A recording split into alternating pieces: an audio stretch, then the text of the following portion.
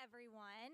My name is Lindsay Weaver, and as the 2023 Fort Mill School District Teacher of the Year, I would like to welcome you to the Fort Mill School District School Board Candidate Forum. This event is sponsored by the Fort Mill School District Teacher Forum, which is made up of our current and former Teachers of the Year within the Fort Mill School District. The questions that you are hearing tonight were created by this forum. If you are in the Teacher Forum, please stand at this time. And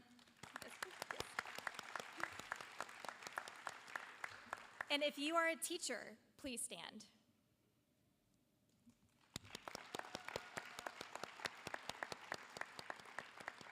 Thank you. Candidates, I want to thank you for your interest in serving. Audience and stakeholders, I want to thank you for being involved in this important process. As we strive to put children first every day in the Fort Mill School District, the School Board of Trustees position is a nonpartisan position and receives no pay. This event should remain nonpartisan and free of political bias. It is important that we serve all children within our district and consider the backgrounds of all community members that make up our incredible district. With these values in mind, we ask that all candidates and audience members remain respectful throughout tonight's forum discussion. We are serving as role models for our students tonight. Thank you for your participation and support for our students in the Fort Mill School District.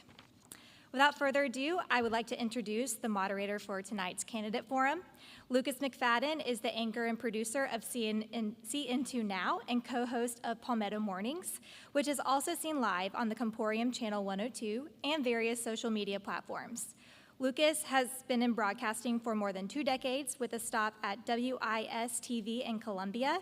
The Fort Lawn native is a graduate of Louisville High School, USC Lancaster, and the College of Charleston. Lucas is often at most events throughout the Tri-County area, serving as MC, moderator, and any other job needed. Lucas has participated in such programs as Leadership York County, Inside Rock Hill, served on the Crime Stoppers of York County, and of York County Board, as well as on the United Way of Lancaster County Board. In addition, he is involved as a team leader for the Come See Me Festival and a Christmasville volunteer. Lucas and his wife, Katie, live in Rock Hill and have one daughter, Collins. Please welcome Lucas McFadden.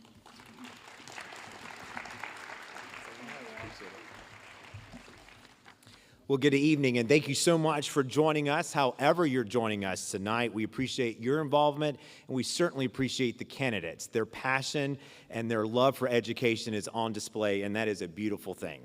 Since we're in a school, we're going to go through the rules because I know how much teachers love rules, and we have to have rules to live by. So let me just kind of go through the format of tonight's forum. We'll go through the format, and then we'll reset back at the top. So the candidates are arranged here on stage in alphabetical order by their last name, and they will proceed in that order for the opening statements. Each candidate will be given 2 minutes to introduce themselves and provide a brief opening statement about their overall qualifications, organizations that they're affiliated with, and in what capacity you're connected to the Fort Mill School District. So that's the opening statements. Then we'll move into the question and answers. Candidates will be asked 5 questions, again created by the Fort Mill School District Teacher Forum. Candidates will be allowed 2 minutes to respond to each question. We have a timekeeper that's located in front of the candidates that will keep up with the time. A candidate's name will be drawn from a bucket I have under here. It's a ping pong ball. And that candidate will start the question, and we will continue through that order till we circle back around. I will say your name when it is your time to begin questioning. You do not need to worry about that. All right, so let's give an example. So example, if candidate 3 answers the question first, then candidate 4 goes, and then candidate 5, and then we'll go back to the start till we get back to candidate 3. So each candidate has received a 30-second response card. It looks like this. They can use it one time during this entire forum. They can use it at any point. They will just notify me when they're ready to use it, and that's it. But it's one time for the whole shebang, not one per round of questioning, just one time only. Just like in Las Vegas, a one-time residency. All right, so after that, if they have not used that 30-second response card, they can use it at the very end as we wrap up the forum. And then we'll begin with closing statements by Jacqueline Fuller, a 2024 District Teacher of the Year. And then after all this, the candidates will be back in the lobby here at Catawba Ridge High School if you're here in person for a meet and greet and really to follow up with some more Q&As that you might want to know from these candidates that you didn't get a chance to hear tonight. So I think with all that being said, we are ready to begin with the opening statements. Again, we are going to begin in alphabetical order, and we'll begin with candidate number 1, Ellen Abramo. Thank you very much. Hello, my name is Ellen Abramo. I am an educator. I have a bachelor's in elementary education and a master's in special education and learning disabilities. I'm also a mother of 6, and this is my 4th year as a parent in the Fort Mill School District. I am experienced and have common sense. I've taught kindergarten, 2nd grade, 3rd grade, 4th grade, and 5th grade. While the school board is not a partisan or political role, I do think it's important for voters to know that I am a conservative. To me, this means supporting our educators, as they are the backbone of our most important role of local government, public education. Competitive teacher pay and an end to bureaucratic red tape are very important. I also value transparency on issues that matter to parents and grandparents. This includes safety concerns about CILFAB solar, cell phone and bathroom policies, and issues with ongoing redistricting, to name a few. My values also include fiscal responsibility. In the face of so much economic pressure, this is so important for taxpayers and local businesses. We must make wise fiscal choices for our growing district. Lastly, I believe that our district has an obligation to form sound policy based on state and federal law. This also helps teachers by giving them clarity at work. Fort Mill is an amazing school district. We're #1 for a reason, and I know my strong values will protect our strong schools. Thank you. Thank you very much. Candidate number 2, Anthony Bodie. Thank you. With no equivocation, I place a value on my why through listening, learning, and engaging. That's very critical to me. Over the last 3.5 to 4 years, I took that why extremely seriously on a daily basis. You may ask, what do you mean by that? Monday through Saturday, I placed a huge value on those students. Monday through Friday, I placed a huge value on our teachers, on our support staff. And on Sundays, even yesterday or Sunday, I placed a value on writing recommendation letters for our students. That's extremely important to me. And watching the growth of our youngsters from kindergarten until now brings me joy. And when I'm outside and I'm watching our bands, watching our student athletes at their events and get to know them over a very short amount of time brings me joy to my heart. I'm glad to be here with you all, and thank you for being here. Thank you very much. Candidate number 3, Denise Casey. Good evening, and thank you for being here today. I am Denise Casey, and I'm a 30-year resident of York County. I'm running for school board because I believe in our children. I'm a nurse by trade, and I see the struggles that our children face beyond the classroom with anxiety and stress. I often see teachers and staff members who are overwhelmed by the academic benchmarks that are placed upon them, as well as dealing with the behavioral and emotional concerns in the classroom. And that's why I'm running for school board. I know that we can do better for our children and our teachers and staff. My platform is built upon 3 pillars, the first being prioritizing mental health and wellness in our school system. We must prioritize mental health. We must acknowledge it, and we must treat it as it should be. We know that there's a deep connection between mental wellness and academic success. Therefore, my priority is making mental health a priority. Secondly, academic excellence. You can't run for school board without wanting academic excellence, and continuing that in Fort Mill is also my goal, but making it a personalized view for each individual child. And then lastly is parent and community involvement. This is our foundation. Our village should be the heart of our school system, and that is important to make sure that our students succeed. So providing transparent information and making sure that we are aware of all things needed within the school system is very important. Today I'm asking for your support, I'm asking for your trust, and of course, I'm asking for your vote. Thank you. Thank you very much. Candidate number 4, Scott Frateroli. Hi, I'm Scott Frateroli. I am seeking my 3rd term on the Fort Mill School Board. I hope everybody here tonight and watching, and will watch this later on, is looking for what are the qualities of candidates that make them the best choice to continue to serve our school district or to start serving our school district.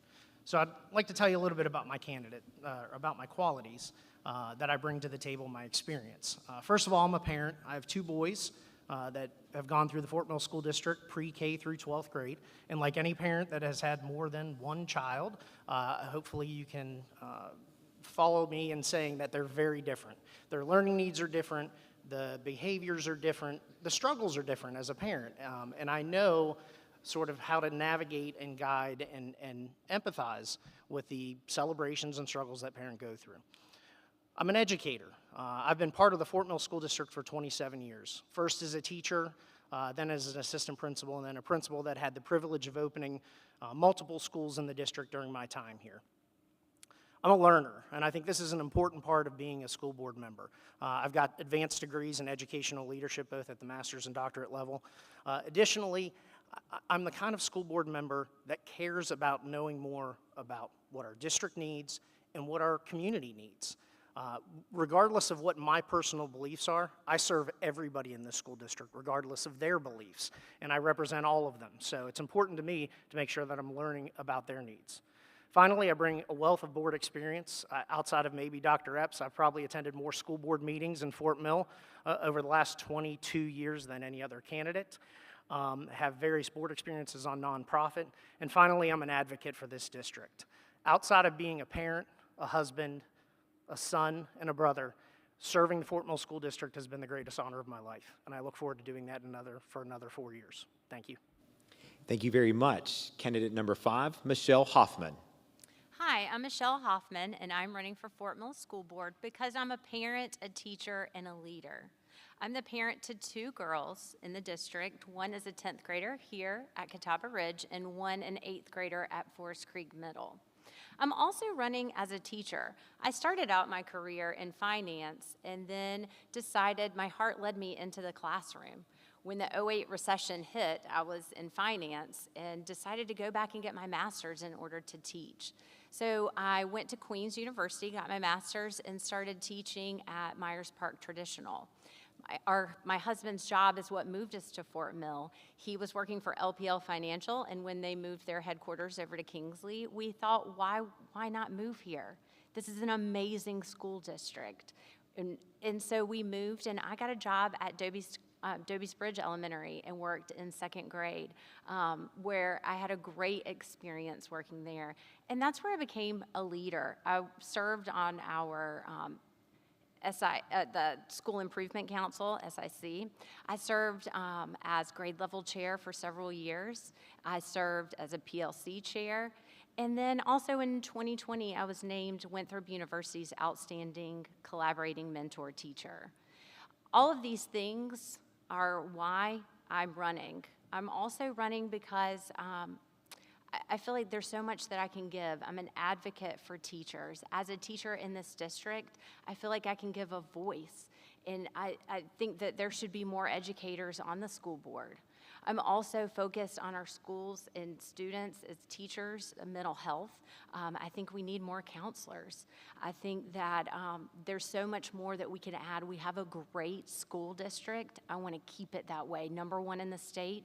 And I just want to offer support and do the best job that I can. So please vote for me. Thanks. Thank you so much. And candidate number 6, Christy Spears. Hi, I'm Christy Spears. I'm a proud product of the Fort Mill School District. My family moved here when I was very young. I attended elementary through graduation from Fort Mill High School. I then went on to Clemson University and earned a math degree. And I worked for Bank of America for about 25 years. At Bank of America, I held a lot of leadership roles with budgets the same size or larger than what the school district has on an annual basis, led teams larger than, or the same size as what the school district has. And after 25 years of the corporate rat race, I'd had enough, so I decided to retire. And I didn't really know exactly what I was going to do with my time. Now, I'd been dabbling in the school. I have a daughter who was in elementary school at that point in time, and I'd always volunteered.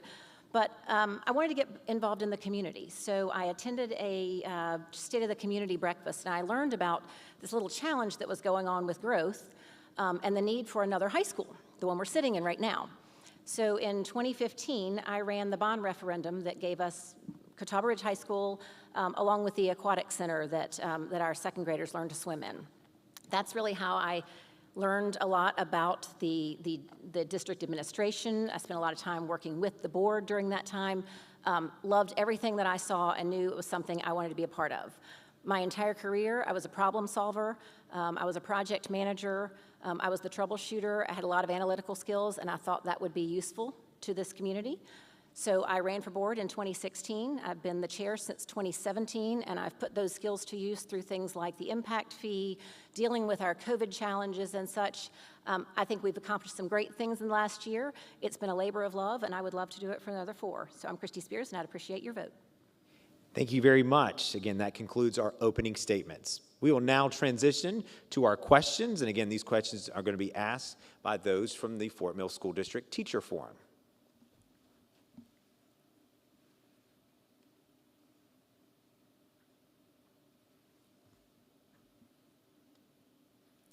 And what we're going to do, candidates, is whenever we are ready, I'll go ahead and draw the number first, just so it's not like, wow, there you go, okay?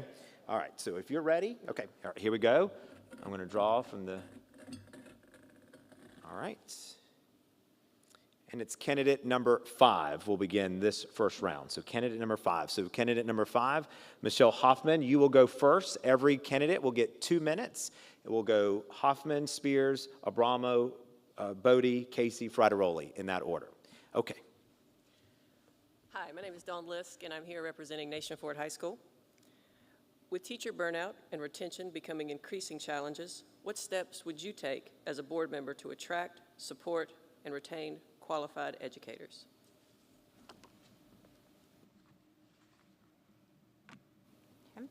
As a former teacher, this is very near and dear to my heart. I think the most important thing that we can do is make our teachers feel valued. If they feel that they are valued in a school district, then they will stay. I think that we can attract, first of all, it's got to be compensation. We've got Rock Hill School District that is currently $2,000 more for beginning teacher salary. If we want to attract and retain our teachers, we need to be competitive, especially with our neighboring school districts. So I think that's one thing. Also, too, offering support to our teachers, whether it be professional development, whether it is taking things off their plates. I feel like we've added more things every year to teachers' plates, and it's how can we help take things off. So I think that's something as a board that we can look at as far as, you know, what are some things that, you know, we can help take off. And really just to attract and retain those teachers, because if we're going to put children first, which is our motto, we've got to put teachers first. Same question, Christy Spears. Thank you. I do agree it's very important for our teachers to feel valued, and I hope our teachers do.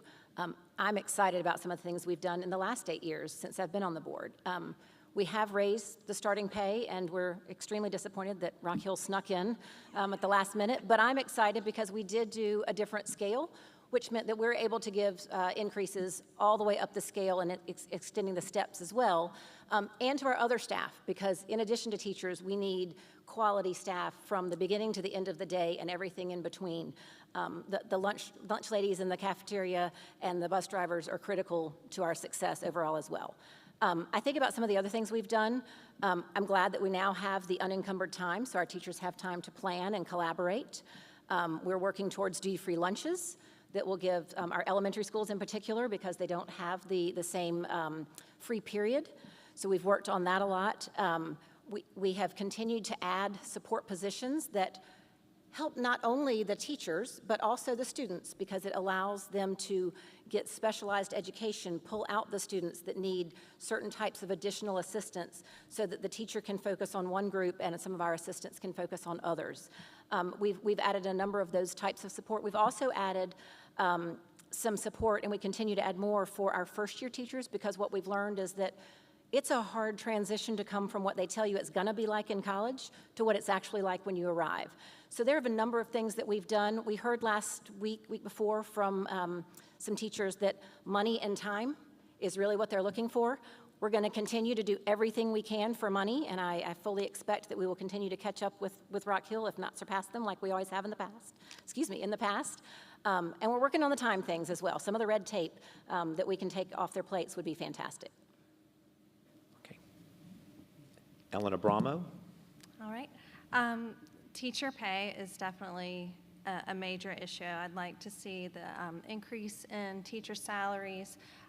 Like Michelle said, we know that Rock Hill now is offering more for teachers, and a lot of our teachers are commuting in from Rock Hill.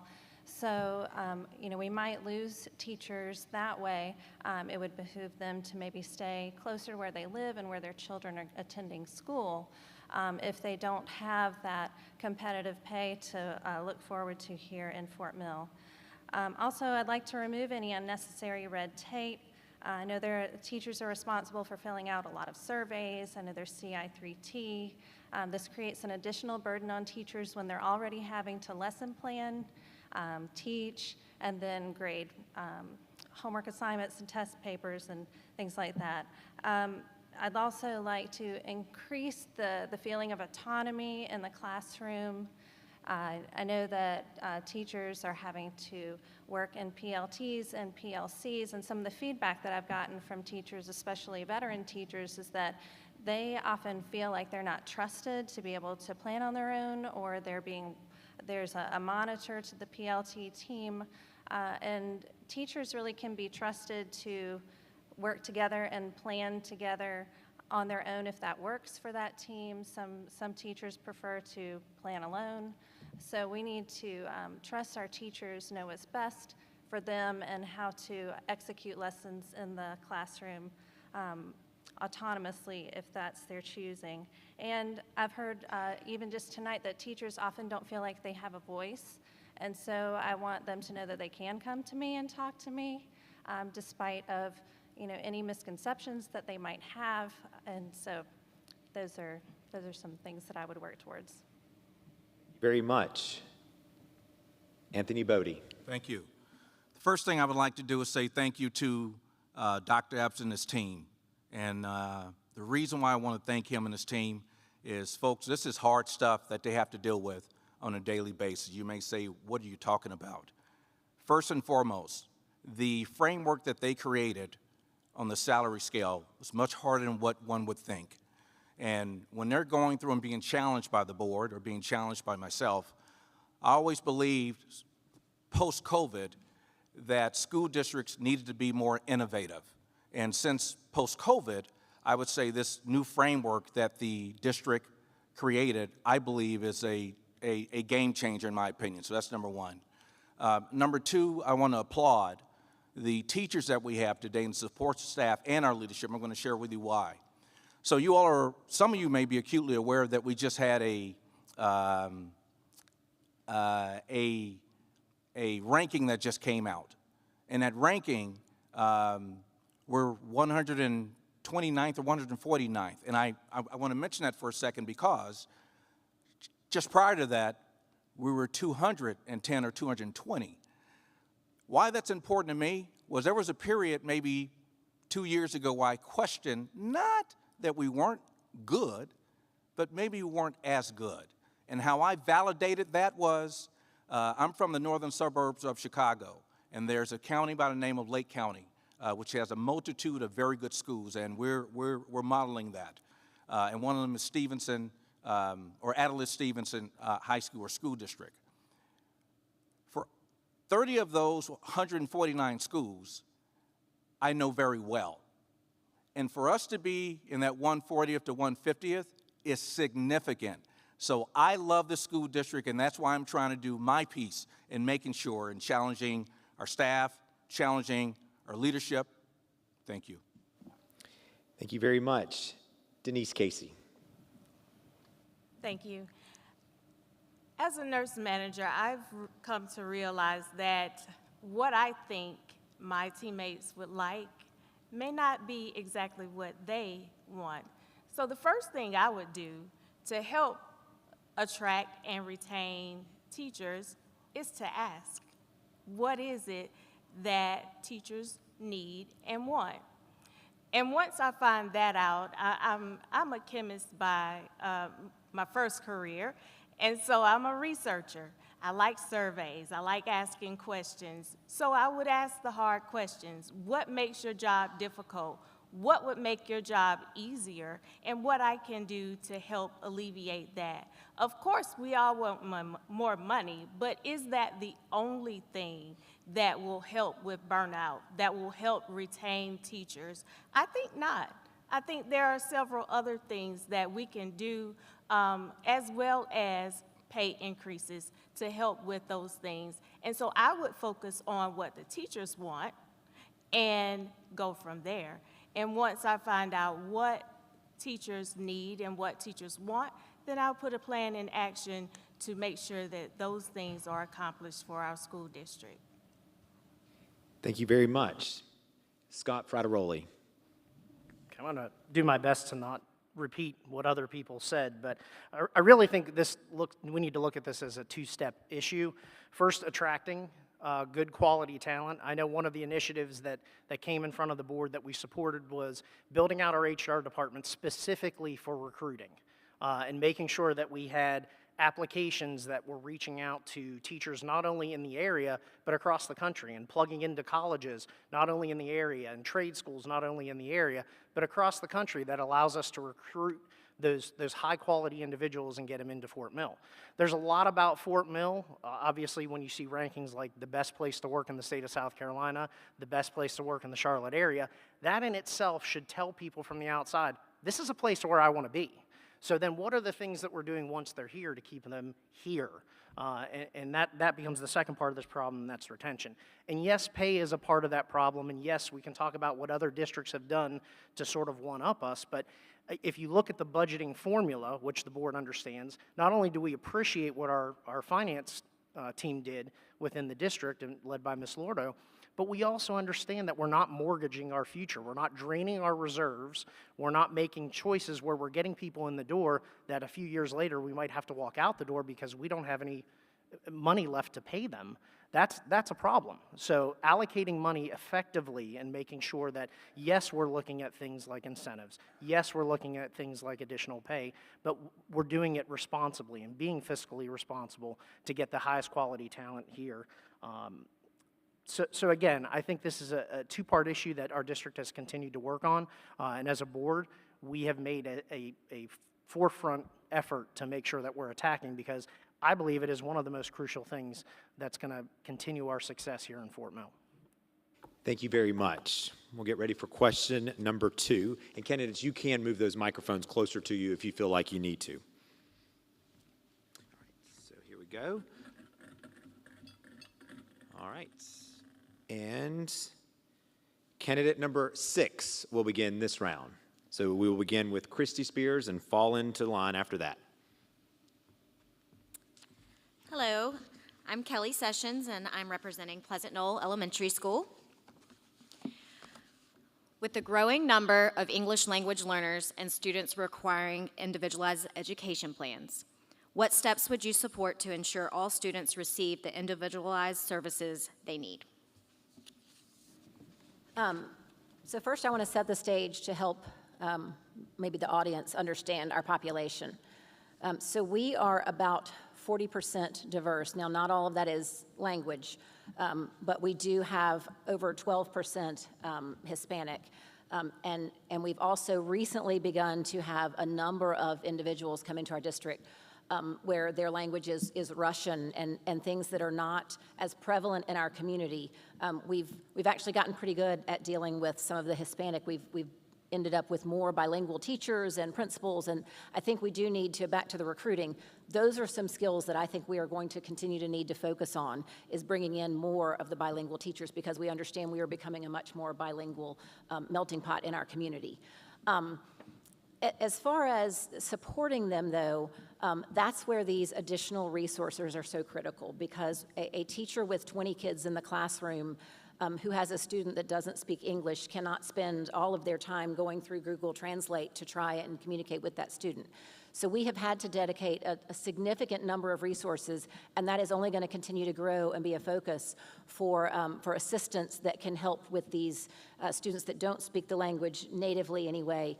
We have to continue to have translators for parent-teacher conferences and other parent involvement, because we do want those families to also be involved in our schools, and that is a large part of the challenge. Now, you also ask about wherever the question went, there you go. You also asked about IEPs. We're about 12% special ed students, and that's a growing number as well. We've got to find ways to provide time for the teachers that have those students so that they can really work with those parents and make sure that we build a plan that is adequate for that student to have the best opportunity at success in our district. Thank you. Thank you very much. Ellen Abramo. So I would really like to look at the budget, and we need to eliminate as much wasteful spending as possible. We know that in our growing district, we have a growing number of ESOL students as well as students with special needs. And so whereas the general ed classrooms might have taken up more space in the past years, we're looking at, getting closer to a more even accommodation situation here in our school district. We are going to need to reallocate funding to make sure that we can hire more teachers who have other language experiences and backgrounds. We're also going to have to focus on providing more special needs teachers as well as assistants. I know some were requesting assistants this year and were turned away. And so that is a concern, because as much as the parents want their child to receive the services that they need and deserve, the teacher also needs to be able to accommodate not only the students with IEPs, but also the other students in the general classroom. And so we want to eliminate as much frustration on the teacher's behalf too. If there's a way to get creative and maybe students with more similar IEPs can be together to make it a little bit easier for teachers to serve their special needs in a more similar way, then we can look at some creative methods like that from a school-to-school basis. But those are some of the ideas that I would have, and it would come from budget and looking for more employees that could help there. Thank you. Thank you very much. Anthony Bodie. So I place a huge value on 3 words: listening, learning, and engaging.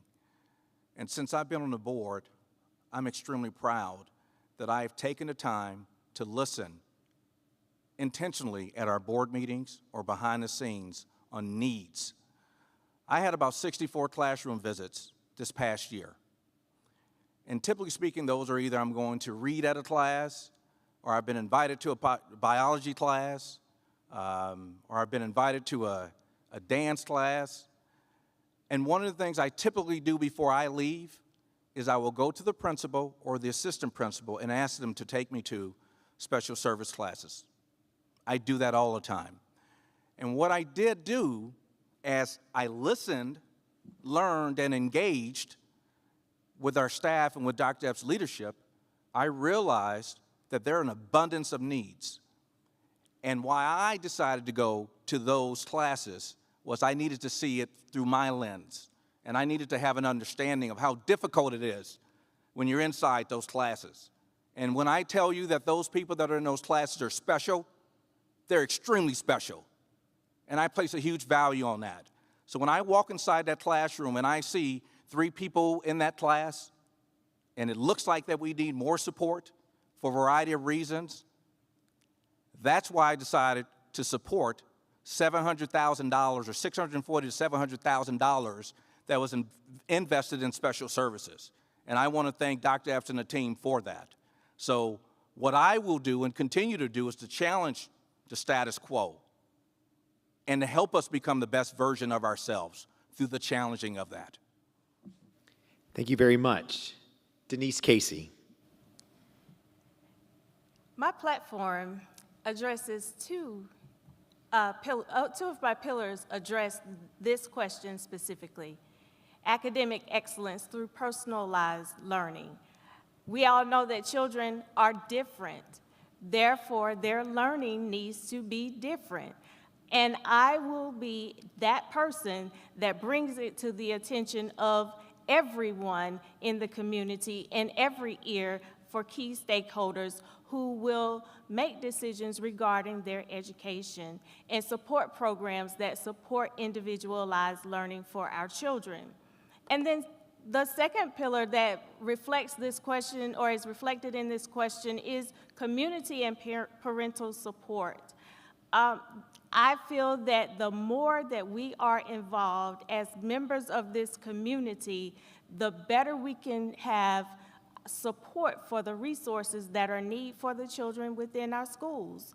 We need to be able to help come in and foster education, individual needs of our students, and to be able to invest in human capital, to give those resources to teachers within the classroom that they need, whether it's a language interpreter or counselors or therapists. We need to be able to support our classrooms, our students, and our teachers so that we can help our children meet the academic needs that they have. Thank you. Thank you very much. Scott Frateroli. So I know everybody's heard the expression, it takes a village. And as somebody that's served on thousands of IEP teams as an LEA or a regular classroom teacher, that's really it. When you talk about individual services, it's part of being part of a village and a team for that student, right? It's understanding that you have to work with the families, you have to work with advocates, you have to work with the special ed teachers, any other additional services. And again, at the board level, that's not necessarily an understanding that we have to be a part of, but it's an understanding that we need to have that without the proper support systems for that village, you're not going to see individual success with students. So as a board member, and I know Anthony mentioned it, the approval of coaching positions, additional positions that not only support students' needs, but support teachers, going back to that previous question when we're talking about burnout. So if we've got effective coaches that are working with teachers that are transitioning into the profession, that's going to the end product is going to be a better education for our special needs students. Additionally, providing additional support in the areas of ESOL, I think, are so critical to make sure that the impact is felt not just for that student, but for the other students in the classroom. And I know somebody mentioned how different cases can impact not just one student, but many students, and making sure that we have the support systems in place and that we've allocated funding properly to get those support systems so that we can use that village to make an impact on each individual child. Thank you very much. And then Michelle Hoffman. So I think a lot of this comes back to having more teachers and more support. So when we're looking at ELL teachers and teachers in special services, many times they have so many students on their list to serve that they have a hard time fitting them all in one day. And then they might not even have time for lunch or, even just to keep up with all of the paperwork that goes along with it.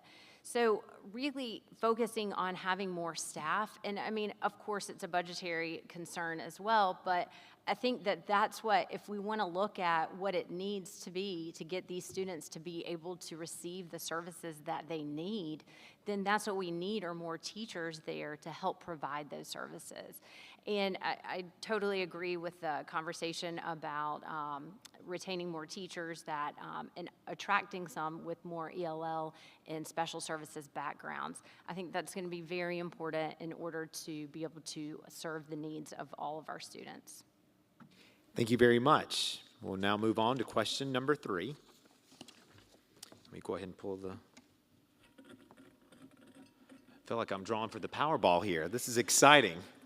All right, so we will begin this with candidate number 1. So we'll just go right in alphabetical order. Good evening, I'm Amy Kinney. I am Gold Hill Middle School's Teacher of the Year. So question number 3 for our candidates. With growing concerns about school safety, what measures is the district taking to ensure the physical and emotional safety of students and staff? How is the district balancing security with creating a welcoming and supportive school environment? So the issue here that I'm hearing is on safety for the teachers and students. And this is one of the things that I did want to focus on if I'm on the board. I see that some safety measures are already in place. We can get buzzed from the office into the main school building and things like that. But I did see that there are some plans for there to be kind of a video call box with a buzzer where the secretaries could address whoever is at the door. The door would be locked to the main building, and then they can kind of screen the visitors at that time before they buzz them in. And precautions like that, I think an additional step in safety in that way is a good thing. Possibly giving students ID badges to make sure that we know who's in the building, who's not in the building when they come and go. Those are some ideas, but also I think the main safety issue that is facing the district right now is CILFAB. With whether or not that goes to through fruition, it is going to provide a unique experience for the board to make sure that all safety measures are in place to ensure that students and teachers in those new schools are safe and taken care of, and so the community living around those schools can feel that the school district has done everything in its possibility to ensure the safety of everyone who is working there or attending school there. But that I think is the main safety issue that is causing a lot of families a lot of stress and even affecting real estate in the area as well. So, Thank you very much. Anthony Bodie. The first thing I'm going to address, it's been on my mind for a long time as I visit our schools, and parents, I want to say this as best I can, but I also want to be very honest.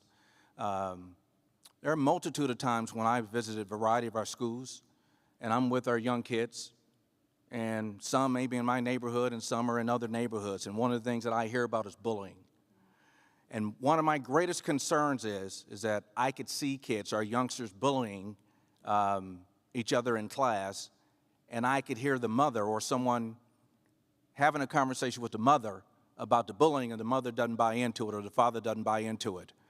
I can look you all in the eyes and tell you it takes a village. We need everybody, all of us, to make this thing come together. I also want to comment on, as I mentioned in past, I write tons of recommendation letters, and I'm going here for a reason. I've written about 52 the last 3 months. Half of those are our students who want to major or minor in psychology. And when I'm having a conversation with them on the why, what I keep hearing is what they're seeing post-COVID. And so they place a value on the teachers that have done a good job with them, that have mentored them. And I just want to say, Dr. Epps, you and your team, there are things that your psychology teachers are doing. It is just impeccable. And they're having an impact and an influence on our students. So to hear that we have 25 to 26 of kids that I've written, students I've written letters for the last 3 months, and half of them want to study psychology, that says something. Thank you very much. Denise Casey.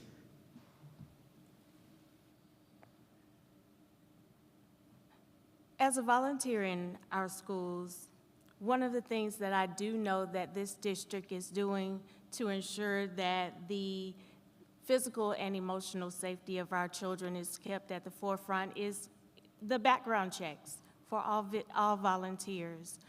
Background checks help to eliminate those that could be a threat to our children. And I think that that is a good first step in making sure that our children are safe. I also know that once I step on the campus of a school, that it is very secure. The doors are locked as I come up to the school, and I have to be allowed into the school, which helps to create a barrier for anyone that is not supposed to be at the school. So to answer the question, how is the district balancing the security and welcoming a supportive school environment? I think those are two things that the school district is doing well to help balance those things. And I think that we can do more. And of course, through my platform with making sure that we are putting a focus on mental health and wellness, that is one of the things that we can do to help ensure that we are combating any type of school bullying, any type of school threats to our children.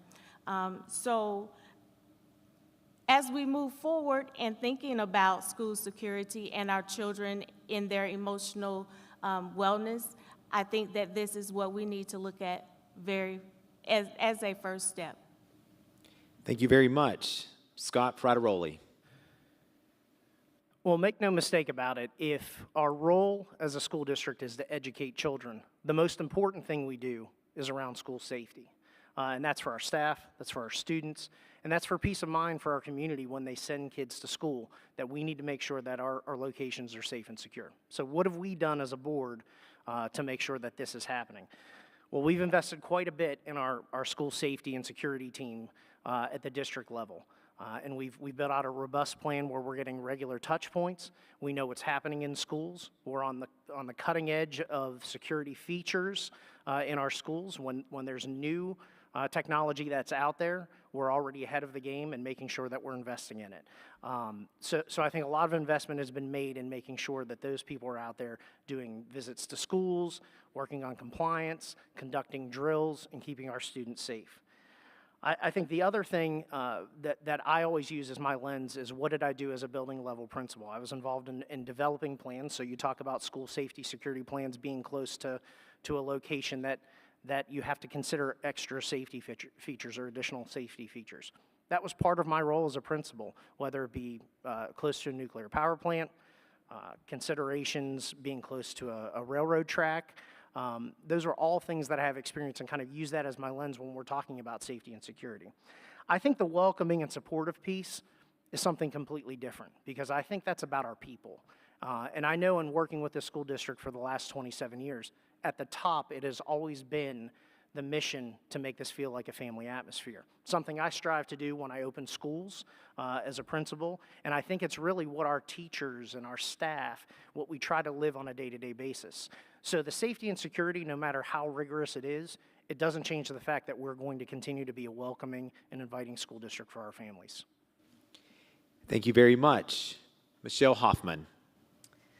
So I think our district already does a lot of these things. I mean, as a teacher, no matter where you are in the school, the thought crosses your mind.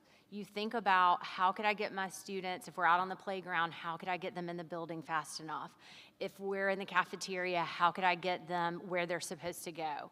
You think about all these things because that's your number one priority, is to keep your students safe. So I feel like the district has already prepared. I mean, we had active shooter drills, not with the students there, but as teachers, with, what would happen if someone actually came in and we all had to practice what we would do. They have also this program on your cell phone. I think it's SOS maybe. And so it was an alert system that would even go off on your phone, go off on your smart board, so immediately you would know in case there was a lockdown. And luckily, we haven't had to use any of these things, but, there's been different safety measures, I feel like, that have been put in place by the district.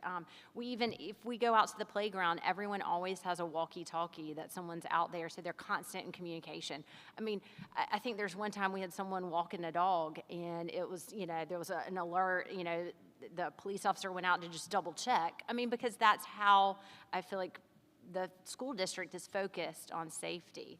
So, and I totally agree with what Scott said about a supportive school environment. I have worked in other school districts. Coming here, I've never felt a more welcoming and supportive school district.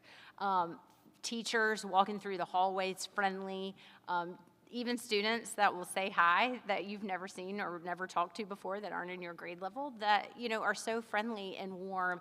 And I feel like you feel that as soon as you walk in the front door. Thank you very much. And Chrissy Spears. So your best defense is a good offense.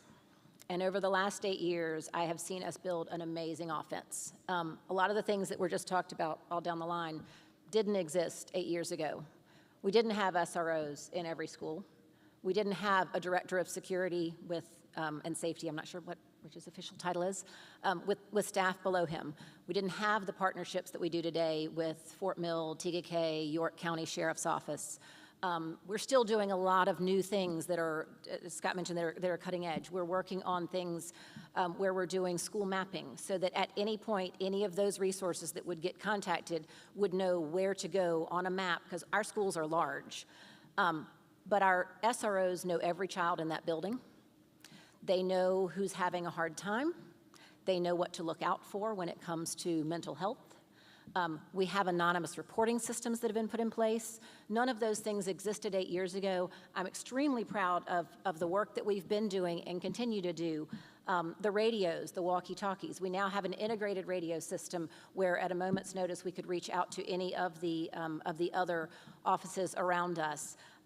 That partnership has been fantastic. That has allowed us, we have had incidents, and we've been very quickly able to get the right people together when needed, but at the same time maintain the family atmosphere, the welcoming environment that doesn't feel like there are bars on the windows when you come in. We want students to feel comfortable. We want teachers to feel comfortable. But make no mistake, they know who's in that building that's not supposed to be. And if anyone comes walking down the hall that they don't recognize, they will stop and ask, myself included, if I don't have my badge on. So I'm extremely proud of the things we've done, and there's more to come, but it's been a priority for the last several years, and it will continue to be. Thank you very much. We'll now move on to question number 4. Here, 1 second. And candidate number 4 will begin this round. That's Scott Frateroli.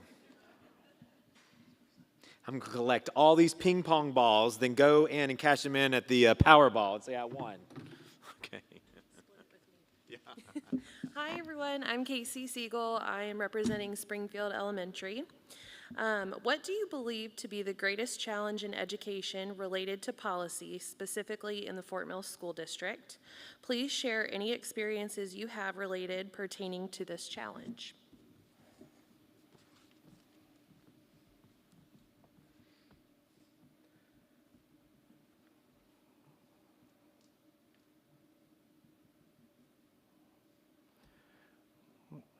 Glad I get to start with the hardest one up here. The reason why, this is like ordering hash browns at Waffle House. There are so many ways that you can go with this. But I'm going to take more of an overarching view and look at this. And I'm going to instead not talk about a specific policy, but something that affects all of our policies. If you look through our policy manual, which I've done, I'm crazy about it, kind of looking at our policies, you'll see that everything references a law or an article that's really coming down from the state. And I think one of the biggest challenges that we face in Fort Mill is nobody around us looks like us, right? We boast those great numbers because of our accountability system, because of our achievement levels, because of our supportive families and our hardworking students, and yes, because of our amazing staff. So I think one of the challenges, or one of the biggest challenges, is when you kind of look at what's happening in society and sort of the pushback and some of the things that are being sort of heaved into the direction of public education, I think that is our biggest challenge that we face. And having lawmakers really understand what our challenges are, because a lot of times it's not only hard to deal with in a district like Fort Mill, it's insulting to our professionals. So I think looking at how we as a district sort of react to and deal with things from budgeting and how the state uses their budget formula. That impacts everything that we do with students from school safety down through curriculum. I look at curriculum that's being rolled out and sort of mandated, whereas before we had a lot of autonomy to teach what we needed to teach in Fort Mill, and now it's a little bit more programmed. You have to do this. And not only do you have to do this, but you have to do it for 56 hours if you're an elementary school teacher. You know, I think those are the types of things that are going to contribute to teacher burnout. So I think there are so many different things that are affected really by law, and as a school board member, it's understanding those things that are coming down the line and using the tools at our discretion that we have through budgeting, through understanding, through policy to really make a better learning environment for our students and a better place to work for our teachers and staff. Thank you very much. Michelle Hoffman. So I think the greatest challenge is in education policy. It's kind of when the state mandates new curriculum, but then doesn't give enough time for the teachers in order to implement it. They'll change the standards and then kind of say, okay, well, now you're going to teach this way. And it's almost like building the plane while you're flying it. And so it makes it difficult for teachers in order to try to create these lessons based on the standards that they were just given, and then trying to come up with an overarching plan for an entire year based on kind of information they were just given. And I think that that is what leads to teacher burnout and teachers feeling like they have no time because, I mean, trying to build a plane while you're flying it is impossible, right? I mean, teachers do it because, I mean, you have to, but it's a lot of work to try to, and I mean, they do it because their heart's into it and they're hardworking. But I think that that is the greatest challenge because, and how can we make it better? I think, you know, looking at how we can help with administration, kind of taking on some of those pieces for teachers with creating some of the lessons to give them. But I mean, a lot of it comes down to the state and the time that they're given based on the rollout of these programs. Thank you very much. Christy Spears. So in a perfect world, the way the policy process works is that we go through every few years and we review every policy that we have, and we make sure it's still current and it's still accurate and it's up to date, and we adjust things because we've got policies that candidly haven't changed since the 70s, and then we've got other ones that are very frequently changing. And up until a few years ago, that was the process that we were using on a regular basis. As has been alluded to, that has changed pretty dramatically in the last few years. We have had to implement policies not only quickly, but with pretty limited specificity. And I think that is what I see as our biggest challenge, because we have 18,000 plus students at middle, high school, and elementary levels, and we are trying to create policies that meet this vague requirement that, if not met, would remove state funding, but yet it's not only creating learning while you're building the plane while you're flying it, it's understanding that it's a plane and not a car sometimes. And so that has been a huge challenge. I give kudos to all of our staff because they've met those challenges. We have implemented those types of policies very quickly. The time limit that is often given seems a little ridiculous, but it happens, and we respond because that's the way our district works. The other thing that happens, though, is policies come down that we call them unfunded mandates. And I spoke earlier about unencumbered time for teachers. We are thrilled to be able to do that. In order to do that, we had to move $500,000 plus from some other activity. So it's great that we're able to do that. But instead of that, we could have added 3 more teachers. And those are the type, more than 3 teachers, several more teachers. We could have done other things with that money. And those are some of the challenges that we have that comes from the state as well. Thank you very much. Ellen Abramo. So when it comes to policies and processes in school districts, the most important thing is that they need to be in accordance with state and federal law. And sometimes we're trying to keep up with the changing times. There may not be a law to look to, and sometimes I know school districts face threats of lawsuit, whether from parents or from non-governmental organizations, and so they might feel like their hands are tied from time to time. So I know that the school board will look to the State School Board Association or to the State Board of Ed for model policies or guidance on those things, and those can be very helpful. I know that one major policy that was kind of an issue or lack thereof was having to do with the cell phone issue. And I heard a teacher speak at one of the school board meetings, and he had said that it was his third time being there. And having been a parent for about 22 years now, I have seen the change in public schools, not allowing cell phones at all, and then allowing them only in between classes, and then allowing them for school activities, and then allowing them pretty much during the day whenever, or requiring them even in order to participate in school activities. And you know, the draw was to try to incorporate technology into learning and involving students, but it quickly got to the point where we saw students not socializing properly and being maybe too tied to their phones, not paying attention in class, and grades dropping. And so need for a cell phone policy was very much in order. And thankfully, there was one in the proviso issued by the budget this year in the state budget. And so, you know, hopefully that is something that will continue in the future. Thank you very much. Anthony Bodie. Yeah, so I would say I've walked beyond those hallways over the last year, so last few months, and I have seen some frustration from some of our teachers, and I think they've done a very good job of hiding the emotions as best they could. But what I would say here to anyone that's streaming in and anyone that's on staff, that's teachers and our administrators, I just want to say kudos for you all for being resilient through these times. Thank you very much. Denise Casey. Yes, I think that one of the greatest challenges with regard to policy is that most of the community don't understand that policies sometimes are carried down from the state.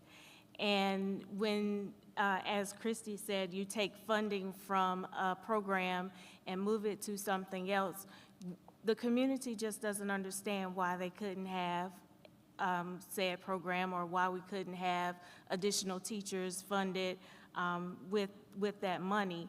And so I think that's one of the greatest challenges that I see, and one of the things that I think we could help our community to understand more, that sometimes, most of the time, the policies are not such that we could make just individualized changes to, and we have to go by what is given to us.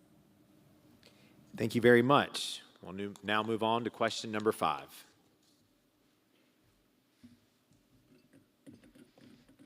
Two left, and this will be candidate number 2, Anthony Bodie.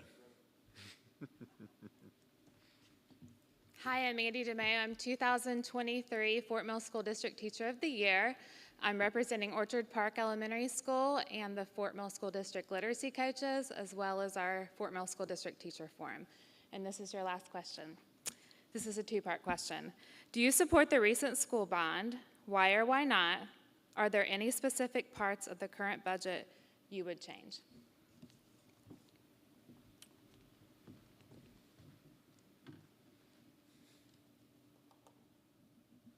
Yes, I did support the school bond.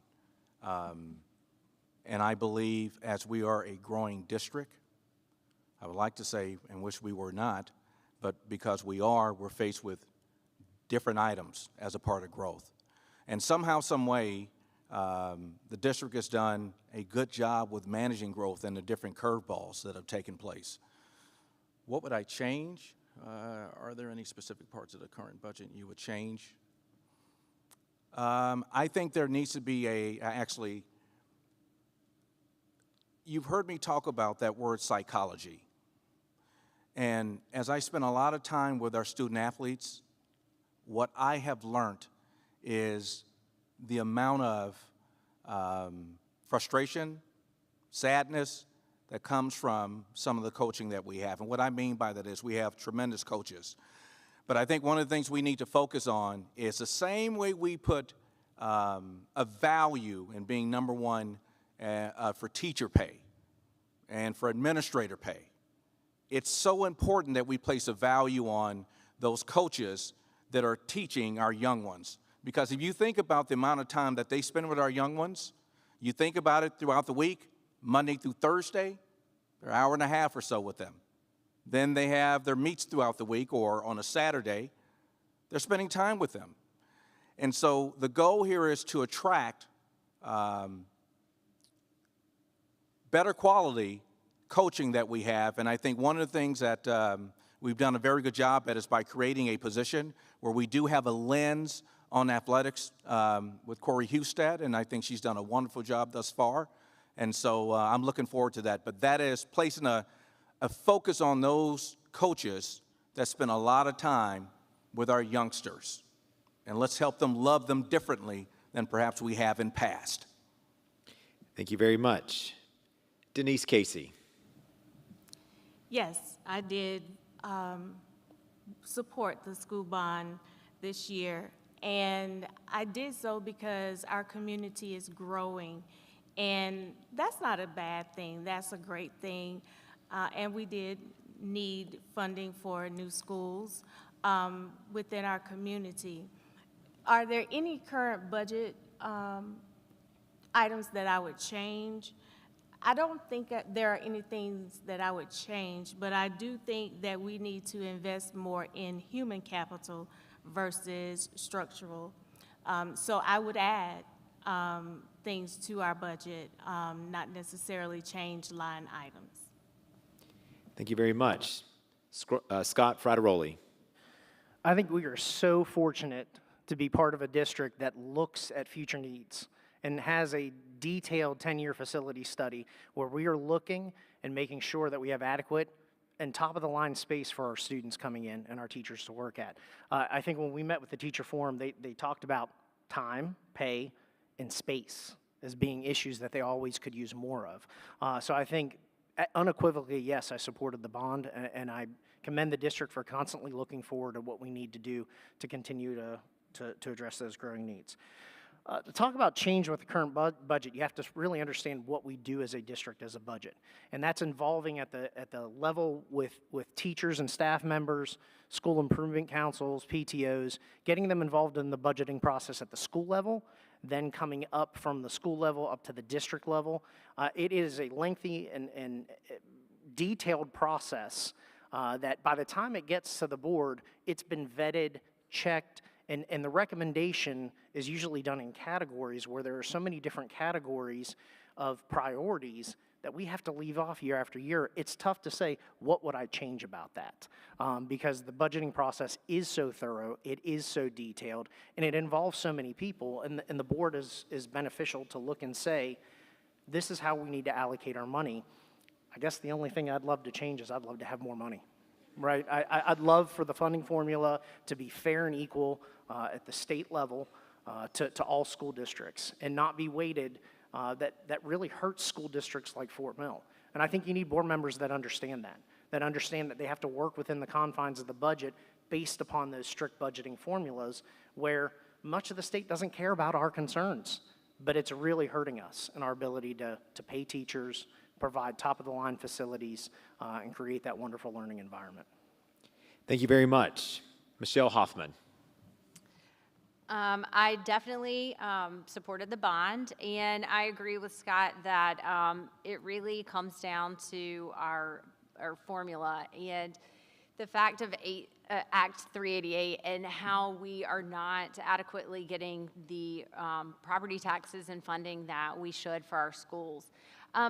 I think that the one thing I would change, I agree, is if we had more money, a surplus of money. What I would like to see is more vocational training and vocational certifications for students that could be earning a valuable certification while they're also earning a high school diploma.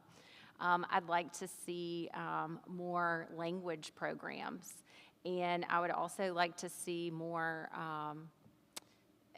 I think not every student is able to play in a marching band, maybe, and so an orchestra would be great as well. And I know all of those things take a lot of money, and so it would be only if there were a surplus, an extra budget. But our number one thing is salaries, and I love that that's the focus of Fort Mill, is making sure that our teachers are adequately paid and that we have enough teachers.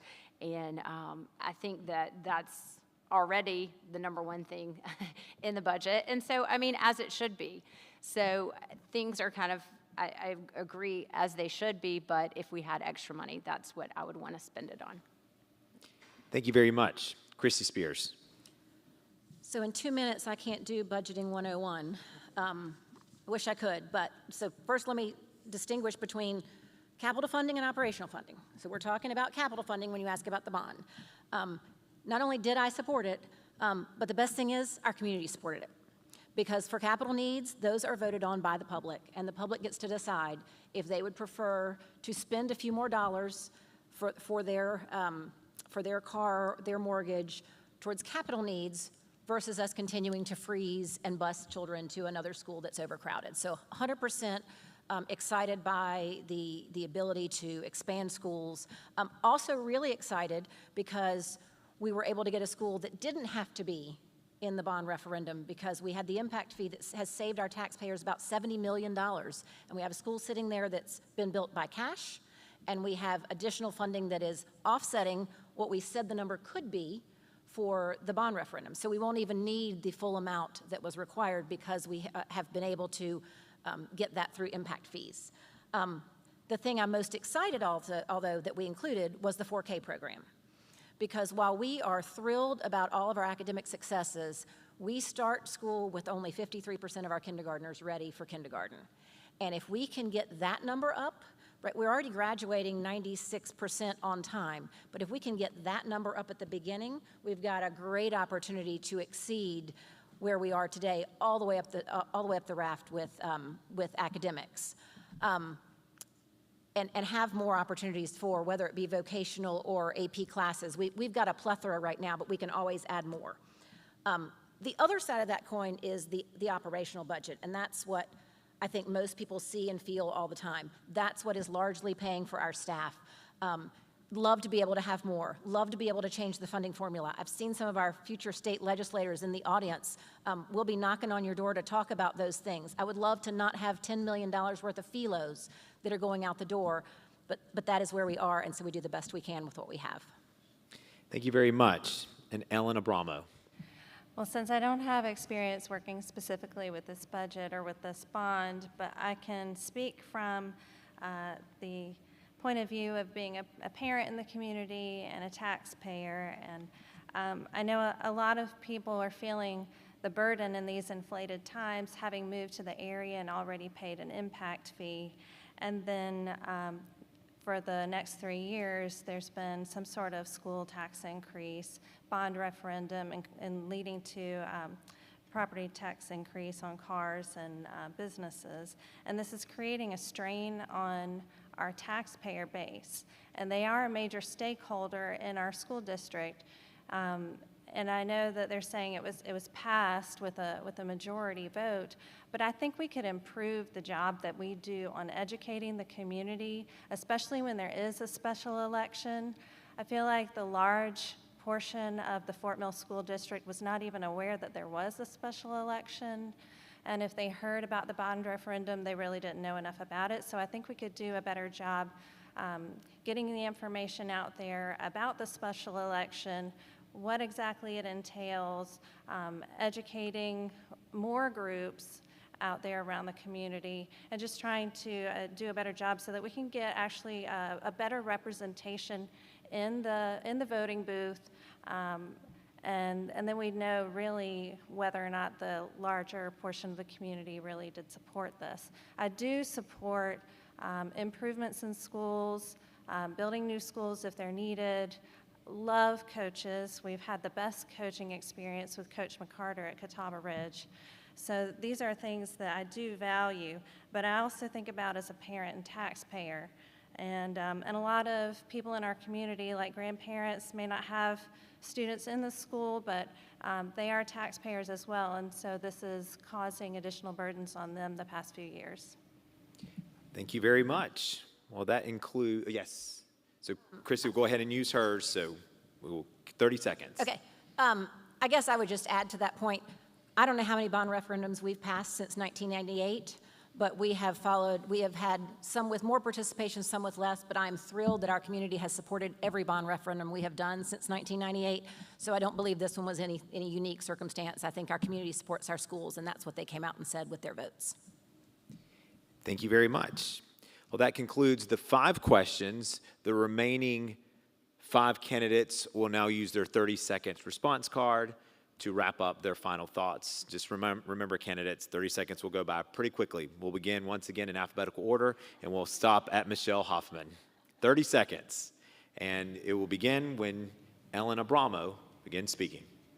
So this November 5th, I'm asking for your vote for the Fort Mill School Board. I promise to bring strong values to the table, standing up for what matters most to our community, the best educational experience for our children. I will support our educators, ensuring that they have what they need to succeed. I'll push for transparency on key issues like safety, redistricting, and school policies, so parents and grandparents are informed. I'll prioritize fiscal responsibility for taxpayers and local businesses, and ensure our policies align with state and federal laws. Let's build a stronger community together for our schools. Anthony Bodie. Thank you. As I mentioned earlier, serving is the epitome of my core, or epitome to my core. I want to say to the Fort Mill School District, the same way I use those 3 words the last 4 years, listening, learning, engaging, it's the reason why, again, I chose to run. And I'll leave you with this here. Join me, Anthony Zollin for Fort Mill School Board, or School District. Thank you very much. Denise Casey. I want to leave an example with you tonight. About 3 weeks ago, my life changed and my family's life changed dramatically when a car sped through a light, hitting the car that was being driven or ridden in by my family. And my son, my oldest son, and I were the only 2 that were not in the car. And he was the only one in town. So he had to find his way to the accident to make sure that his family was safe. Turns out that they are not. 30 seconds went up really fast, but I give you that. My children were raised by a nurse, a counselor, and an educator. Therefore, I know my platform works. I just need the opportunity to get it to the masses. Thank you for your vote. Thank you very much. Scott Frateroli. So one of the most important things about being part of the school board is that you're a member of a team. And since my teammate used her card, I'm going to speak for both of us on this.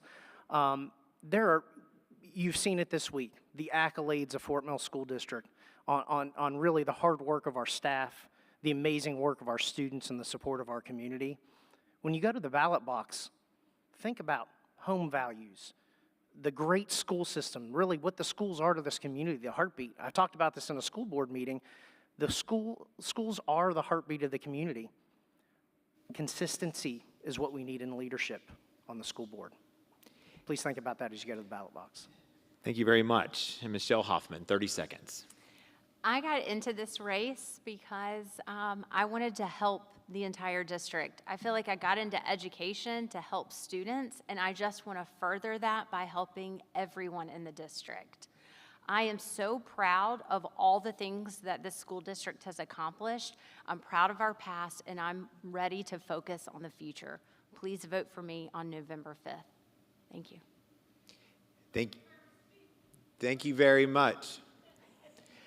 So much for these candidates. These are the candidates for the Fort Mill School Board, and I'm going to stretch a second to let Jonquilyn Fuller make his way up here. But candidates, thank you so much for a respectful, informal, and fun conversation. So thank you so much. Good luck. I want to remind everyone, don't forget You've got to register to vote. They extended it a little longer. You have until Monday, October the 14th. Become educated and get ready to vote. Early voting will get underway October the 21st here in South Carolina.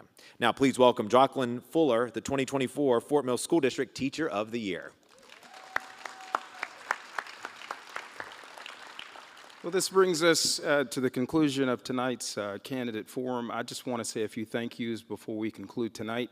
First, I'd like to thank our candidates for being here and sharing their thoughts and their ideas with us. I'd like to thank our audience and our teacher forum. Could we get one more round of applause for our teacher forum for coming up with such fantastic questions? And as well, Ms. Weaver for doing the lion's share of the work for organizing tonight's event. And overall, I really would just like to encourage all of you to vote with a guiding light of what you feel is best for the students in our school district. At the conclusion of when we wrap this up, when I'm done gabbing right now, there's going to be a meet and greet in the lobby. It'll give you an opportunity to chat with some of the candidates. When we conclude, if you will go with Ms. Weaver, she's going to escort you off stage. I hope everybody has a good evening.